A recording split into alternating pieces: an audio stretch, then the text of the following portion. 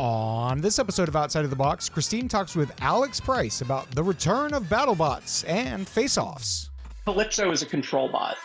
I think that that's a very important distinction to make when you're talking about Calypso, because I've seen some people refer to it as like less capable hijinks or something, and I'm just like, I mean, you're not wrong, but just in the way that we aren't doing what hijinks is setting out to do. As a control bot apologist myself, I understand that when this little idiot comes up to you and holds your robot against the wall for 10 seconds, backs up and does it again, it can be kind of annoying. What do you usually put on your robot to fight a horizontal? A wedge? Exactly. And you want to know what forks get under? Wedges. Wedges. I like you. You know your stuff. Oh, what you gonna do when Crabomania runs wild on you, kitty, kitty, kitty?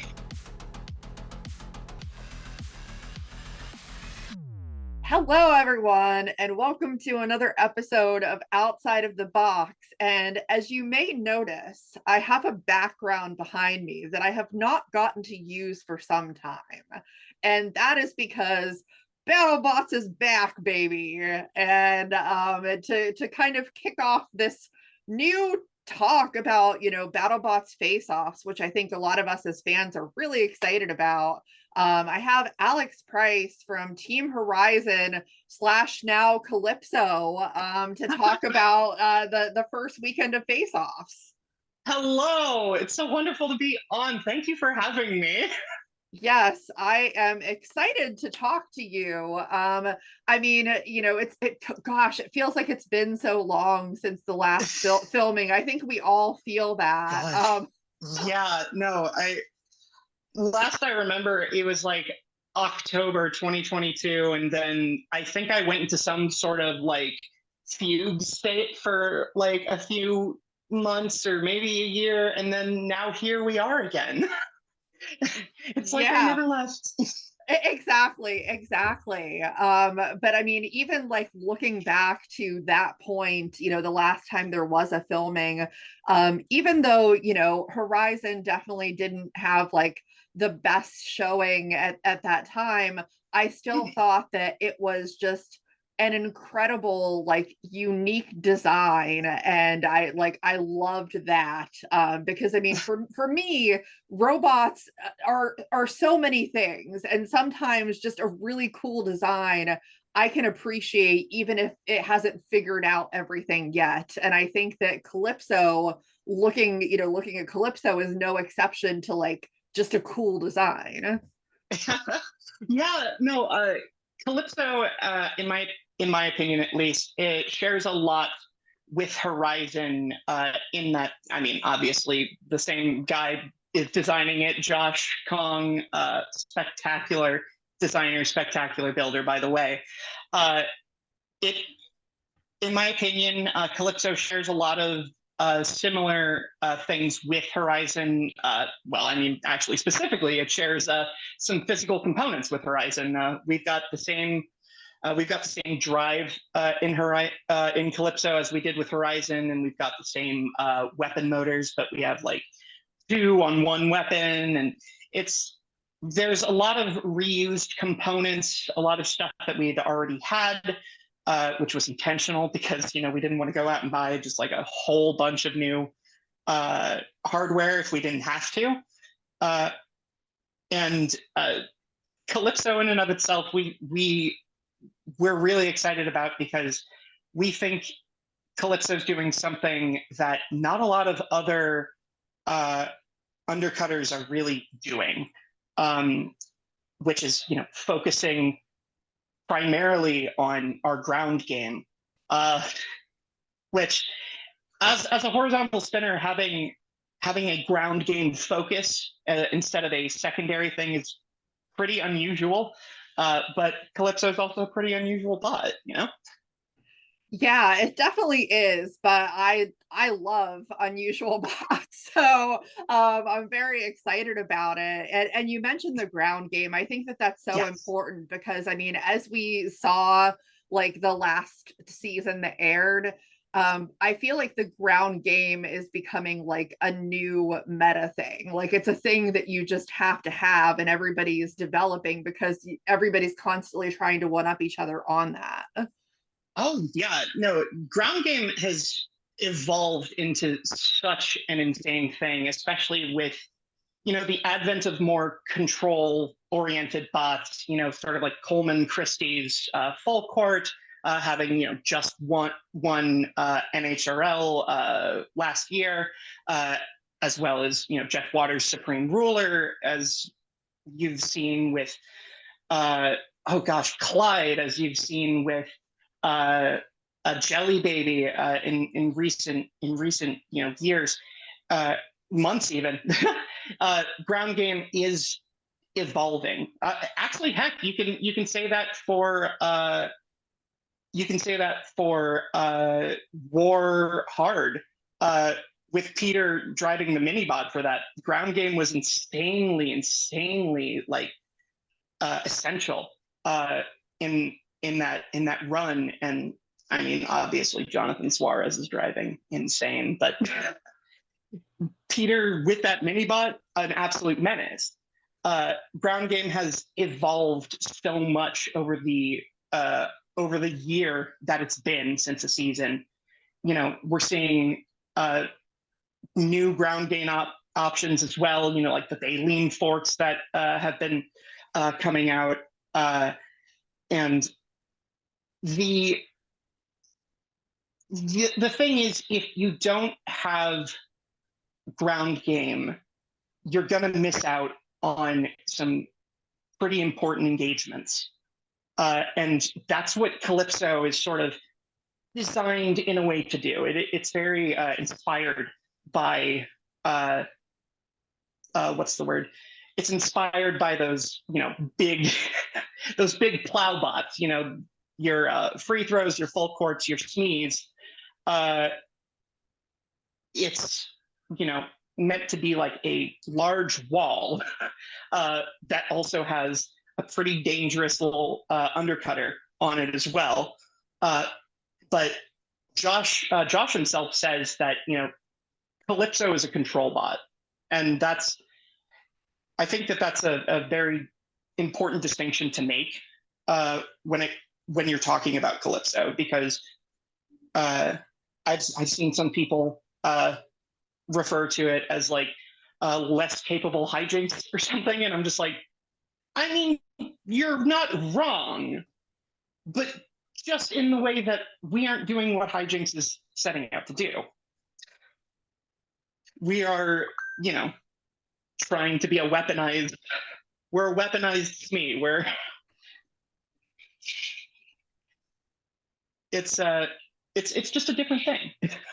Yeah, exactly. And I mean, like, I think the important thing to understand is about how, like kind of you mentioned the evolution of ground game, and you mentioned a lot of robots that have done that really well recently. And, I think if you like looked 2 years ago and you would try and say a robot like Jelly Baby would go to the finals of NHRL, people would probably be like, no.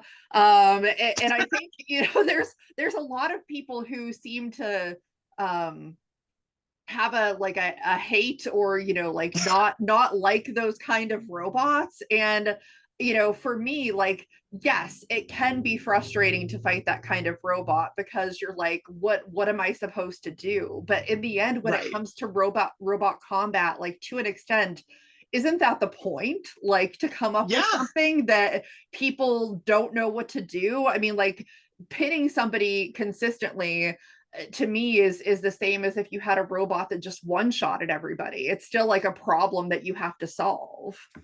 Yeah, no, that in and of itself is a control bot's weapon. I point to one specific fight from finals last year, which was, and this might be a bit of a controversial fight, but it is Supreme Ruler versus Silent Spring from NHRL finals, where Supreme Ruler was doing a lot to get in underneath Silent Spring, lift it up for like it's allotted pin time, put it down, back away, come back in. Wah. That in and of itself is something of a it's the same as if Silent Spring were like disassembling Supreme Ruler with its weapon. It's doing the same thing, but just in a more kind of painful kind of, oh god, I have to watch my robot be immobile for 10 seconds. Oh man, sort of fashion. And you know, like you had said, control bots are in and of themselves their own weapon, and I get it. I get that they are like, I get that they're kind of a pain to fight. As a control bot apologist myself, I understand that when this little idiot comes up to you and holds your robot against the wall for 10 seconds, backs up and does it again, it can be kind of annoying. Yeah, I mean, it might just be because like that maybe there's something wrong with my brain. I don't know, but I've had a lot of fun fighting those type of control bots, and I think it's because I do feel like it's a harder problem to think through and solve. Because it's if you're just like, okay, I just need to avoid the weapon. I mean, if the robot's really fast, it may be hard to avoid it, but otherwise, maybe you just drive around it. But when you have a control bot, it's a little bit harder to just be like you can't if they can get under you, you can't really do that much about it. So you have to try and figure that out. Now, I want to talk a little bit about the first weekend of face-offs and the opponents and things like that, because I think it's a really exciting lineup and a good way to kick off the fall face-offs. So please tell me like your thoughts on your opponents and what you think the chances are for Calypso. So we are going to be fighting Skorpios. Already kind of a scary bot. It's especially for us. We're going to be fighting MadCatter. Good lord. And we're going. That's really it. Just, oh god. And we're going to be fighting RoundHouse, which I'm honestly really excited to see that fight. It's going to be an interesting one, in my opinion. I'll chat a little bit more about that later. But going into sort of like the first fight, Skorpios, I personally have a lot of respect for Zach and Diana, and what they've done with Skorpios over the past few years that they've been doing the robot. I think Skorpios is one of those bots that if you underestimate, you're done. You're done. Zach is such an incredible driver, and like Diana has like such a good like handle on that weapon. The two of them together, deadly. And with Calypso, we don't have as much overhead armor as I think some people maybe, I don't know, have been able to see in the renders that have been released of Calypso so far. Our weapon pulley at the top, that's exposed. I know, scary. We are playing a reach game here.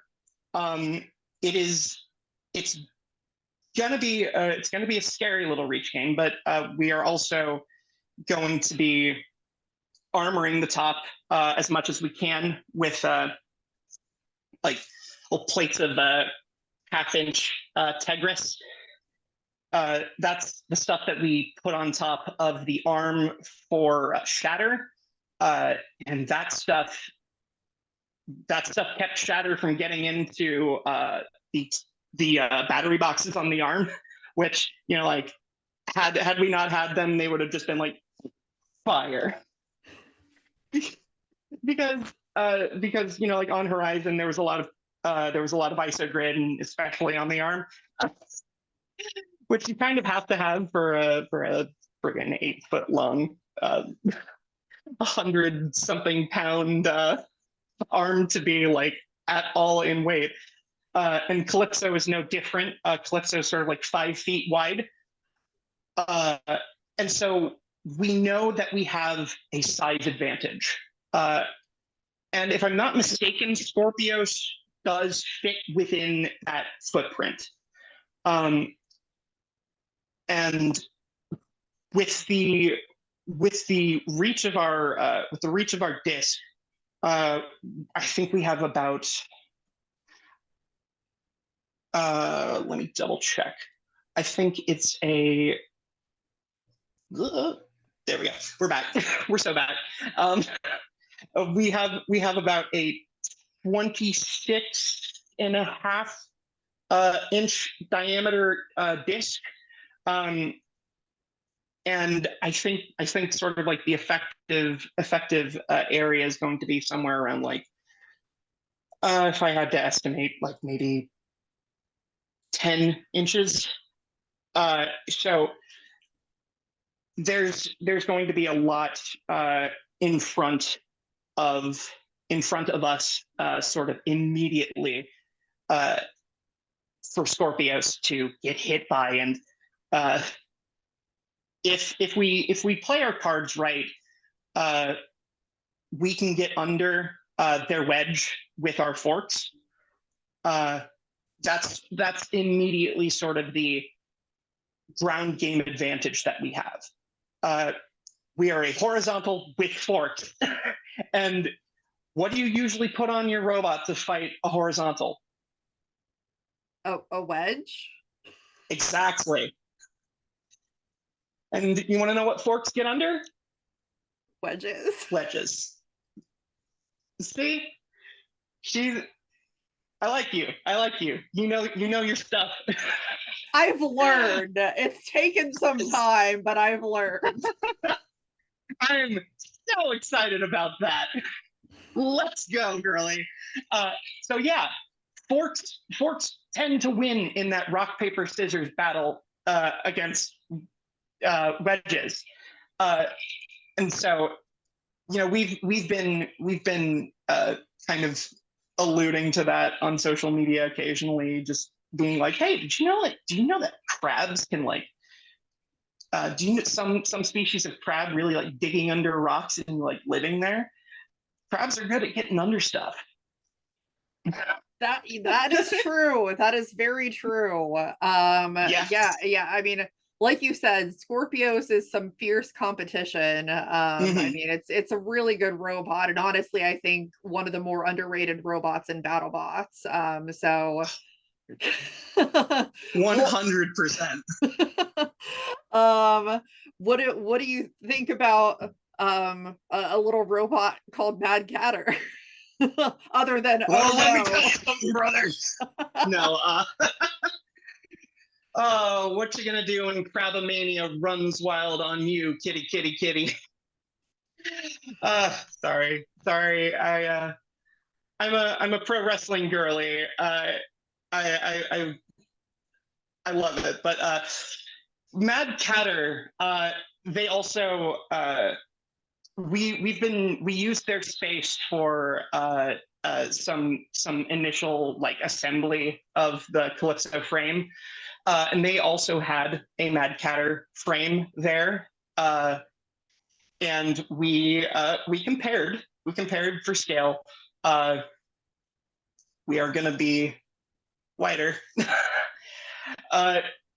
And like, once again, width does not necessarily mean good, but it does mean that we have at least a bit more chance to wall them.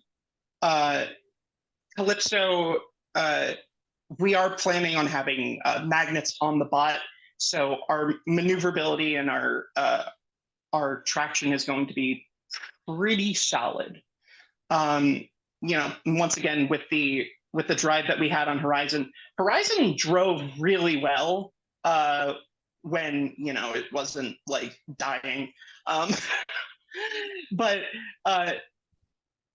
with with a robot called MadCatter, you know, it's it's gonna be scary. I really respect. Me personally, MadCatter is like one of my favorite bots. Period. I love how they kind of just go about doing things, and I love how, uh, once again, kind of an underdog they are. Like a lot of people don't necessarily see them as like a top tier bot, but like when you when you put them in this sort of context, oh God, they're a top tier bot. Like, are you kidding me? Like, when you look at them on paper, the people that they have on that team are genuinely some of the best in the sport. The regular driver, Calvin Eba, literally won NHRL twice. And, you know, like, that's not something that I'm going to, you know, take lying down.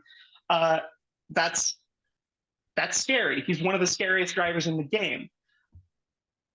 I don't know if Calvin is available for face-offs, and I don't know if that's a surprise. And if I've just ruined something, my bad. But their driver is somebody that I respect.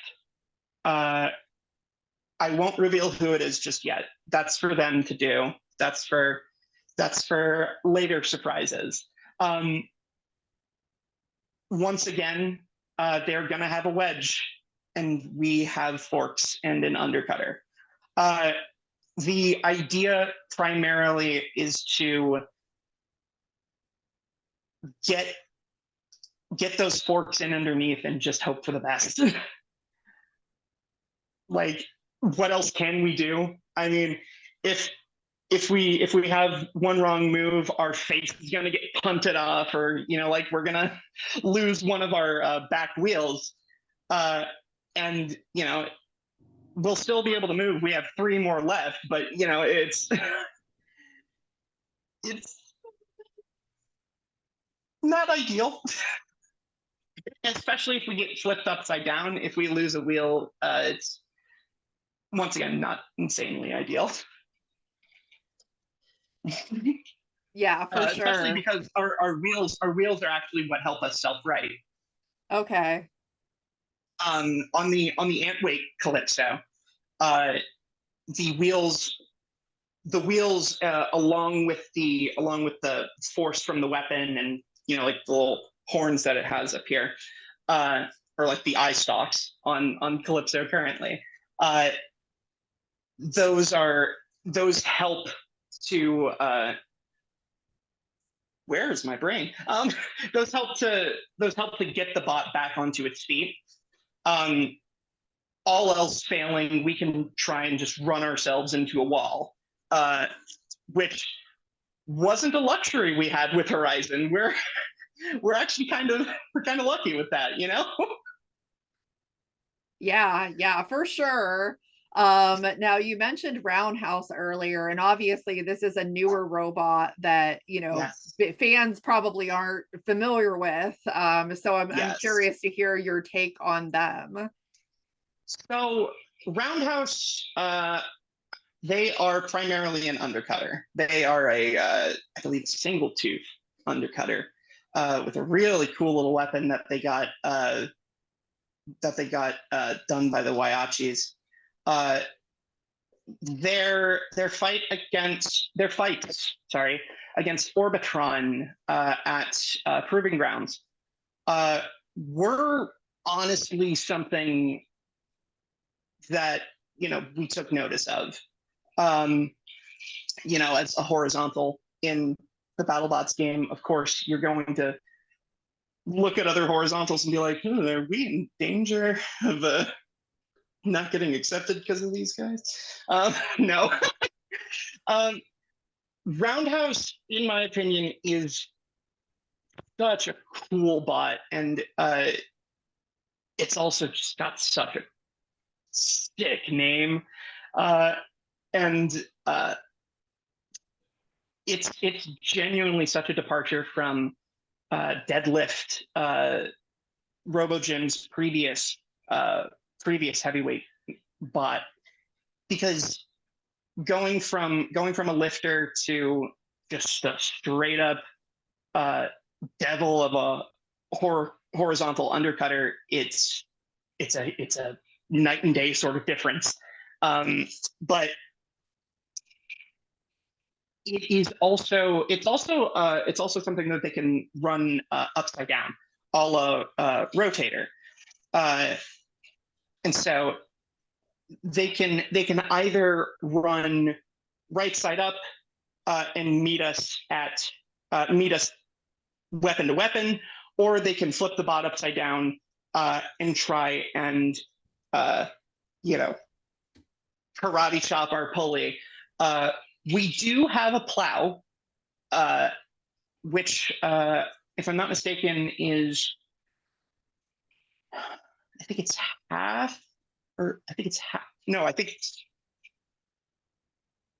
quarter inch hardox, which is already going to be like covering our, I believe, 3/16 frame. So that's some fraction. I'm not good at math. Listen, I'm cute. I don't do fractions. But regardless, we do have a plow, especially for horizontals. One thing that the Antweight Calypso did kind of struggle with a little bit was horizontals, or at least from the footage that I was able to find. Josh doesn't really have a lot of footage of Calypso fights, but the two horizontal fights that I was able to find were both against Mud Skipper, and he had done pretty decent early on controlling Mud Skipper, but eventually Mud Skipper things happen, and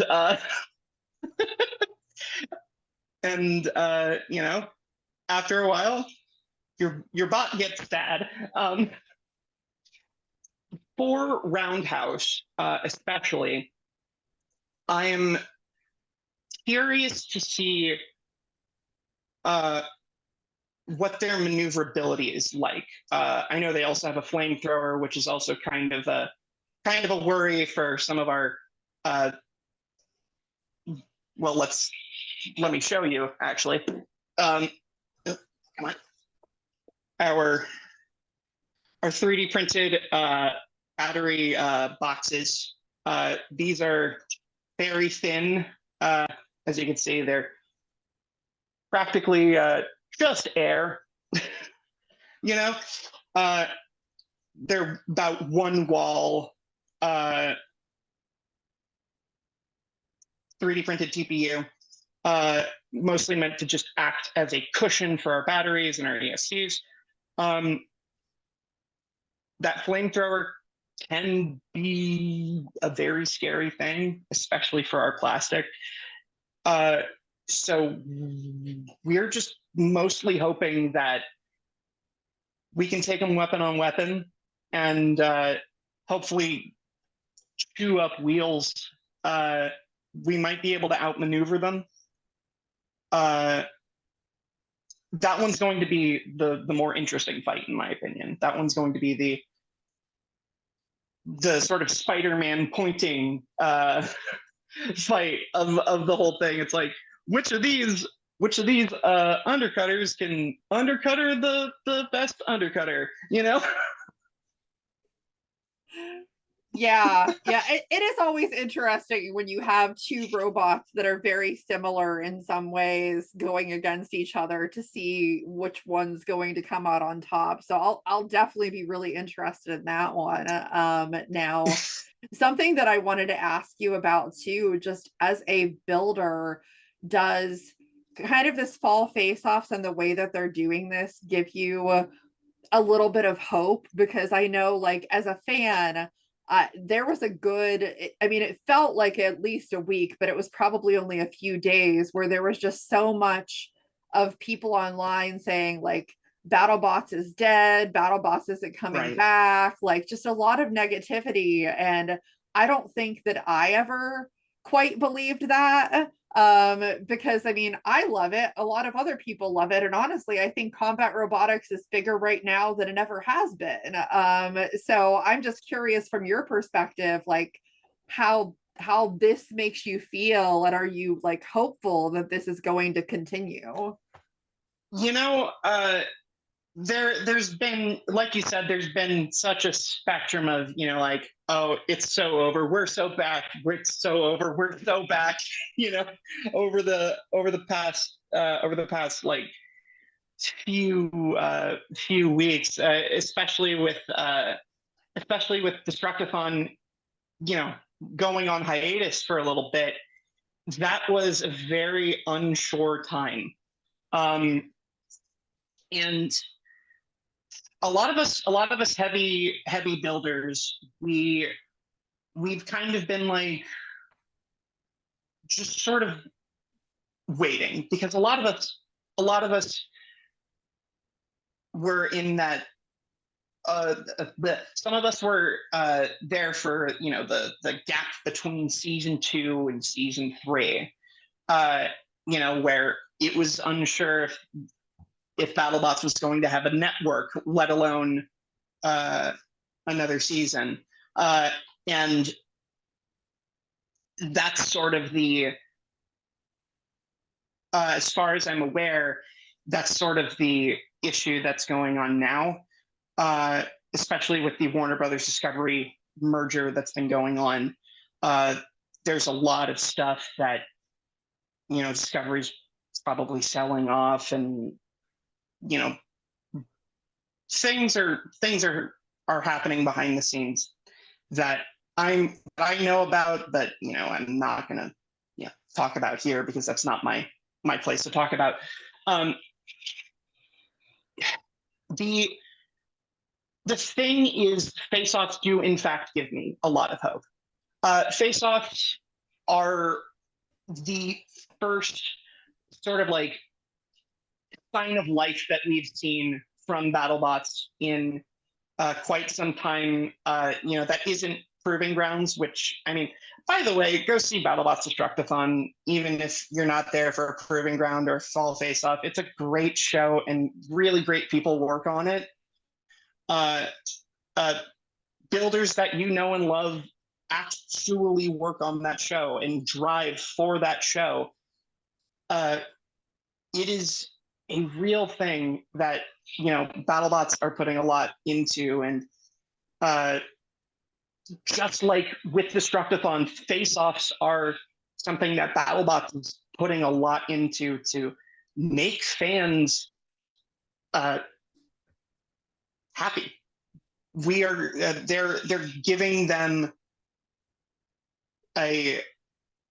giving them a brand new small series of BattleBots, essentially, which, I don't know, I think that's a really cool thing.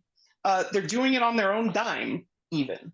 And, like, I've seen people be cynical about it, but in my heart, it gives me a lot of hope for the next steps for BattleBots. And I mean, the stuff that ESPN did with NHRL gave me a lot of hope for what's next for BattleBots. Because if NHRL can get an ESPN 30-minute special, then, like you said, combat robotics is going to grow into something so much bigger. Combat robotics is already something that's so much bigger. But, like, with face-offs, it's going to, in my opinion, hopefully, lead to more people paying attention to the sport, especially just because there's going to be a full BattleBots tournament for free on YouTube. Like, for free on YouTube, guys. like here, here where the video is, for free. Do you realize how crazy that is? Like, I don't know. I'm excited about it personally. It gives me hope, especially just because I have really missed building 250-pound robots. As stupid as they are, I really miss it. Yeah, and Oh. as fans, we all miss seeing it. I mean, I love all robots of all shapes, sizes, whatever. They're just cool. But there is just something different about seeing these large robots going at it. There's just a different level of I don't know. I don't even know what words to use for it, but it's just I'm excited to see it again. And I can't wait. So, I mean, I know we don't know, I don't think exactly when things are going to air, sometime later this year. But, for anybody that's planning on being out in Vegas, like it's coming. Do yourself a favor on a weekend and go and see some of these amazing robots fight each other and support combat robotics, and get to see an amazing show. Yes, no, for real. Like genuine. A word that I think would be so good to use for 250-pound bots. By the way, awe-inspiring. Like genuinely, when you see a 250-pound hunk of metal get launched up into the ceiling of the BattleBots, there's nothing that you can like really compare that to. When you see, like an 8-foot long carnival ride sliding at you from the driver's box, and you're just like, huh. Like, there's nothing like that. When you see freaking Gigabyte like ricocheting off of Jackpot, and then you're killing Sam Gallagher, like just smacking the pulverizer table through the arena and like launching him back, like in real life. Like when you see that, and then look back in the arena, and then look back, and then back in the arena, and you're just like,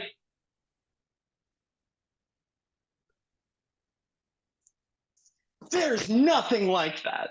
Just genuinely. And I agree with you wholeheartedly. Please go out and see some of these face-offs. Ours is September 20th through September 22nd. Tickets are still available through Ticketmaster. I know Ticketmaster, but please come out, come see BattleBots. It's back, and it's going to be back like every week until like December. There's really no reason to, miss out unless, financial. But like, if you have the means, come and support some of your favorite teams. Yes, exactly. Please, I'm not like a BattleBot still. I'm not being paid. Yeah. I just love this sport. I love this sport with all of my heart. Like, yeah, 100%. I completely get that. But yeah, for sure, definitely go out, support it, and once it comes out on YouTube, watch it and like it and share it and all of that good stuff, because that's the way that we get that word out to other people, people who have never seen robot fights before, and they're like, wow, that's cool. And that's how we continue to build the community and draw more people into like this crazy thing that we love to do and watch. absolutely. Good Lord. Also, like, if you can't make it out to BattleBots, go and see a local event if you have them. Like, those are also really, really good ways of getting into combat robotics. That's how I did. Yeah. So come on, There's BattleBots everywhere, man. And if you don't know where your local events are, definitely check out Robot Combat events online, and you will be able to figure out where those are. So it's a really good resource. But if you're watching, a great way to support combat robotics and show all the builders some love that come on this show is to like and subscribe and share and continue helping build this community, because that I can get the word out to more people and tell them, yo, watch this stuff, it's awesome. But yeah, come on. So for everybody that's watching, thank you so much again, and we'll see everybody next time on the show.